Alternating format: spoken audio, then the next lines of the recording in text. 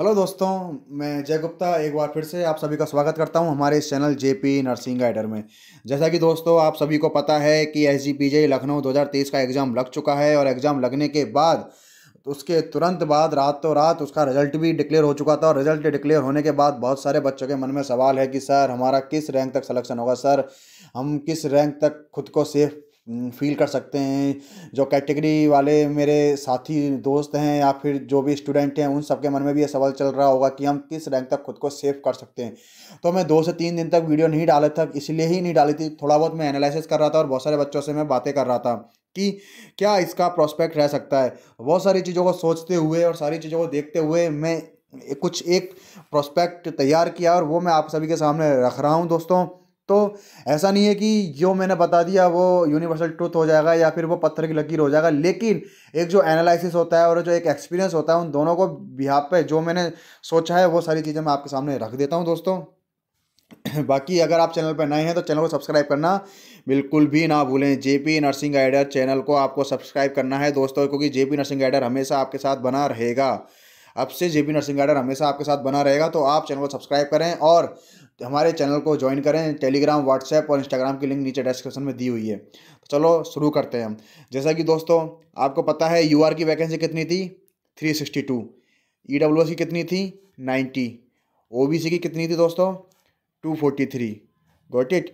और इसके अलावा एससी की कितनी थी, 191। और एसटी की कितनी थी, 19। ठीक है, एसटी और एससी की सीटें कम थी। और एग्ज़ाम कितने बच्चों ने दिया था, एग्ज़ाम अप्रॉक्स 50,000 बच्चों का जो है रिजल्ट आया है। अगर मैं इसमें भी एग्जैक्ट बात करूँ तो 45,206 इतने बच्चों के जिन्होंने एग्ज़ाम, इतने बच्चों के तो 0 मार्क्स तक का कैलकुलेशन है। इसके बाद भी बच्चों ने एग्ज़ाम दिया जिनका माइनस में मार्किंग है, उन बच्चों को मैंने काउंट नहीं किया है। गॉट इट दोस्तों। तो अब मैं इन सारी चीज़ों को देखते हुए आपको बहुत सारी चीज़ें बता देता हूँ कि सर क्या कट ऑफ रहने वाली है, क्या कट ऑफ, क्या रैंक तक हम खुद को सेफ मान सकते हैं। ठीक है दोस्तों।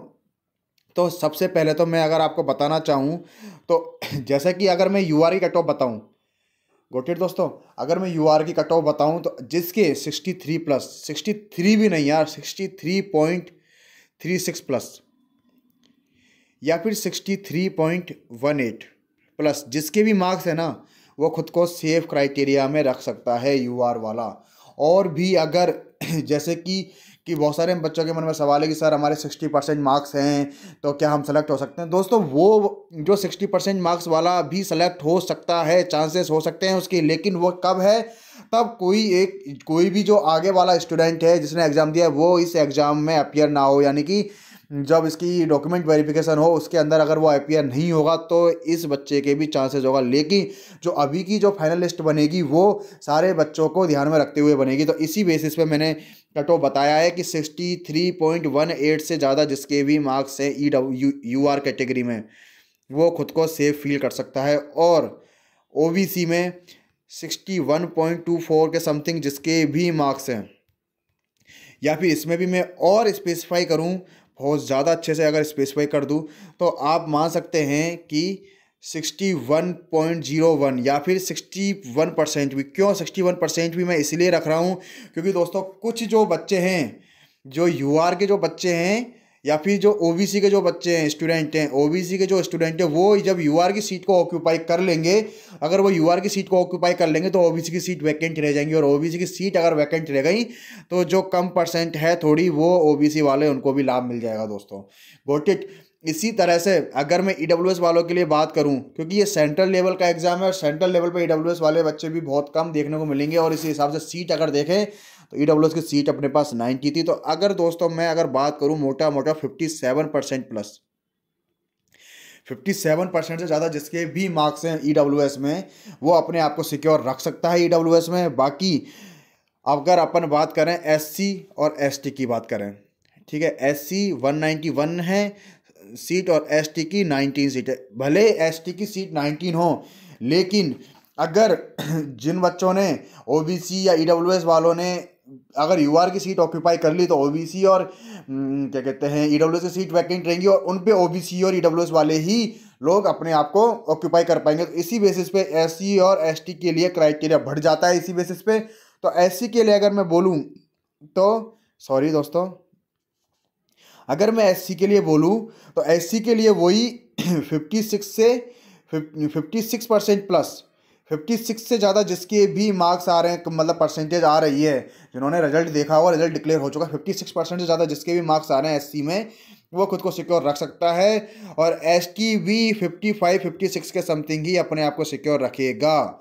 गोटेड दोस्तों, तो मैं आपको पूरा फाइनलाइज करके बता देता हूँ, जो भी कुछ है, जो भी मैंने आपको बताया है पूरा फाइनलाइज करके। देखो, यूआर हो गया, ईडब्ल्यूएस हो गया, ओबीसी हो गया, एसटी हो गया और एससी हो गया।